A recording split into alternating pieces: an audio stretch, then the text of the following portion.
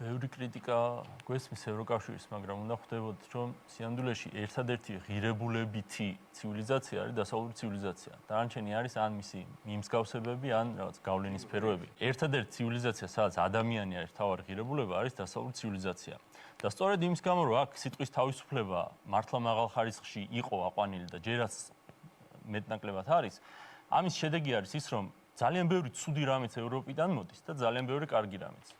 ფაშიზმი ევროპის პროდუქტია, ბატონო. კომუნიზმიც ევროპის პროდუქტია, მაგრამ ინდუსტრიული რევოლუციაც ევროპის პროდუქტია და ადამიანის უფლებების და მაგნა კარტაც ევროპული პროდუქტია. ხო და ამ ყველაფერს უყურებთ როგორც გაუცხოებულს, თუ უყურებთ როგორც ჩვენს ოჯახს, სადაც გულშემატკივრის პოზიციიდან მიდიხარ და აკრიტიკებ მას ოღონდ იმით, რომ შენ უკვე სახლში გაქვს დალაგებული ისე, რომ ის ღირებულებების მატარებელი შენ თვითონ ხარ და არა ისე როგორც ქართულ ოცნებას, რომ ევროპიდან ყველაფერი ცუდი აქვს გადმოღებული და იქით აკრიტიკებს ევროპაზე რაღაც 1-2 საკითხს.